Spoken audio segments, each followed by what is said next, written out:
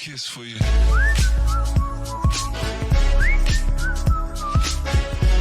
Olá pessoal, tudo bem? Eu sou o professor Wesley e vamos para mais uma aula de geometria espacial e nesta aula veremos sobre os cones. Vejamos o seguinte então, seja um plano beta qualquer e um ponto V fora do plano beta que chamaremos de vértice.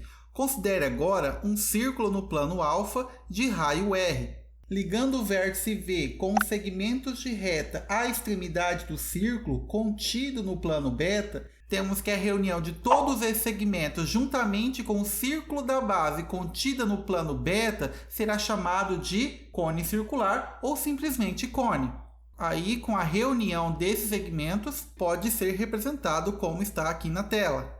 Os elementos que a gente pode citar aqui será o raio da base, dado pelo R. Temos também o vértice V, dado por esse ponto na qual surge o nosso cone. Também temos o eixo do cone, representado pelo segmento de reta que parte do vértice V até o centro do círculo da base. Temos também a geratriz, que é esse segmento que liga ao vértice à extremidade da borda do círculo. Temos também a nossa altura, dado pelo ponto mais alto até o ponto mais baixo. Lembrando que a altura sempre forma um ângulo de 90 graus com relação à base. Vamos então para a classificação dos cones. Os cones podem ser classificados em três categorias. Primeiro, o cone reto, depois o cone oblíquo e depois o cone equilátero. No cone reto, nós temos que a altura baixada do vértice ao centro da base coincide com o eixo do cone, ou seja, forma um ângulo de 90 graus. Aqui você pode ver exatamente que a altura baixada do vértice V até o centro do círculo vai formar então ângulo de 90 graus. Você também percebe aqui um triângulo retângulo que a gente vai comentar mais para frente. No cone oblíquo, nós temos que o eixo é oblíquo ao plano da base e não congruente à sua altura. As geratrizes não são congruentes entre si. Você percebe que, diferentemente do cone reto, a nossa altura aqui não coincide com o eixo. Você pode ver que existe uma inclinação dentro desse cone, que não forma então um ângulo de 90 graus com relação ao raio da base. E finalmente nós temos aqui o cone equilátero. O cone equilátero, basicamente, você lembra de triângulos equiláteros. No triângulo equilátero nós temos três lados iguais. Temos que a secção meridiana forma um triângulo equilátero. A sua giratriz será igual ao diâmetro da base. Para quem não lembra, a secção meridiana é essa parte bem no meio do cilindro que passa exatamente pelo centro da nossa base.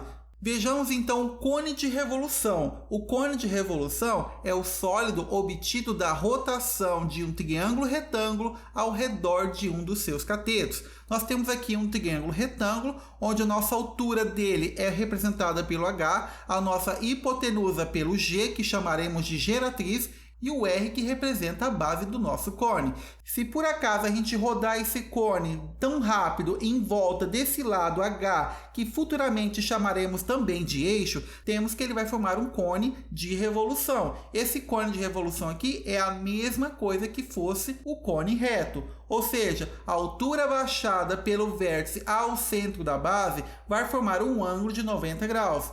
E agora vamos estudar a planificação do cone reto, ou também cone de revolução. Se por acaso você pegar um cone comum e cortar ele entre os seus lados aqui, como por exemplo na nossa giratriz, e você abrir esse cone, teremos então essa figura, onde nós temos aqui esse raio desse círculo maior aqui, ele é chamado também de giratriz, que é a mesma coisa que a giratriz do cone. Também temos esse Rzinho aqui, representado pelo círculo da base. Nós temos que esse comprimento dessa parte seccionada do círculo maior, o comprimento é 2πr. Da onde vem esse 2πr? Todo círculo tem comprimento 2πr, onde o R está representando o raio da base. Como o comprimento do círculo menor a gente está abrindo ele, então significa que essa parte seccionada tem a mesma representação do comprimento do círculo menor. E também nós temos o ângulo θ, representando então essa parte desse círculo maior. Vejamos então algumas fórmulas do cone reto. Nós temos aqui a área da base representada por πr². Todos os círculos têm a área πr², ou seja, o π que multiplica o raio da base elevado ao quadrado. nós também temos a área lateral, que é essa parte colorida aqui, ó. A área lateral é dada por πRg. Aí muitos me perguntam, mas da onde veio essa fórmula? Essa fórmula basicamente vem da regra de 3. Se por acaso nós fizermos aqui uma regra de 3, onde as nossas grandezas são comprimento da circunferência e a outra a área do círculo, nós temos que a relação 2πg, que representa então o comprimento da circunferência maior. Por que g? Porque esse g aqui está representando o raio do círculo maior. O comprimento total é a mesma coisa que πg ao quadrado, já que esse g ao quadrado aqui, ele está lembrando o r ao quadrado, só que como é o círculo maior, nós então chamaremos o g aqui de raio do círculo maior. A outra relação que nós queremos descobrir, esse comprimento dessa parte seccionada, ela tem uma certa área. Essa certa área, eu não sei quanto é, e a gente vai fazer o seguinte, ó, da relação de área 2πg para 2πr, ou seja, o comprimento maior, agora estou analisando o comprimento menor, está aumentando ou está diminuindo? Primeiro estou analisando o círculo completo e depois estamos analisando essa parte que secciona o círculo maior. Aí a outra relação de área, se eu estou olhando a área total e agora estou olhando essa parte menor, significa também que está diminuindo. Se os dois lados diminuem, significa que a grandeza é diretamente proporcional. Se ela é diretamente proporcional, eu simplesmente posso fazer a multiplicação cruzada, ou seja, 2πg que multiplica x é igual a 2πr que multiplica πg ao quadrado. E agora sim, ó, quando eu multiplico o lado do x, eu passo dividindo e teremos x que é igual a 2πr multiplicado por πg ao quadrado dividido por 2πg. Agora uma relação bem interessante. Como tem números iguais aqui tudo multiplicando, eu posso simplificar o 2, posso simplificar também o π e posso simplificar esse g aqui embaixo e depois que esse g ao quadrado. Cortando fica só o g em cima. E aí sobrou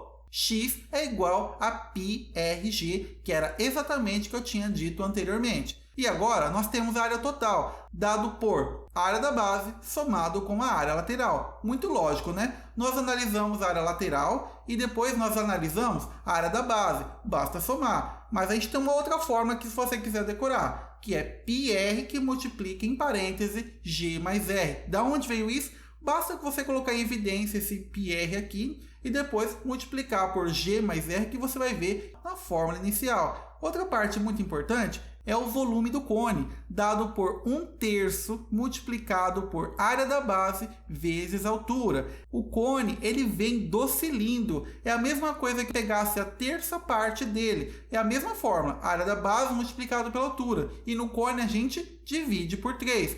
Mas olhando de outra forma, a gente pode colocar também como πr ao quadrado multiplicado por h, tudo dividido por 3. Onde πr ao quadrado representa a área do círculo, o h a altura do cone e dividido por 3, tranquilo, né? Agora vejamos uma outra relação que é bem importante também para você encontrar nos exercícios. Quando você olha esse cone, nós temos aqui que forma um triângulo retângulo, onde a nossa hipotenusa é dado pela giratriz G, a altura h pelo cateto e o r também por outro cateto. Então nós temos a relação g ao quadrado é igual a h ao quadrado mais r ao quadrado. E finalmente nós temos aqui a área da secção meridiana. Lembrando que é a secção formada partindo do vértice ao centro da base do cone. Só para a gente lembrar, a área de um triângulo não é dado por base vezes altura dividido por 2. A nossa base não é o diâmetro dado por 2r e a nossa altura pelo h e dividido por 2 da fórmula. Quando a gente corta esse 2 aqui, fica simplesmente como RH, ou seja, a área da secção meridiana é formada simplesmente pelo raio multiplicado pela altura. Bom, pessoal, eu espero que vocês tenham entendido. Se vocês gostaram do vídeo, já deixa aquele like. E lembrando, a nossa próxima aula vai ser uma aula de exercícios importantes. Então, até a próxima aula.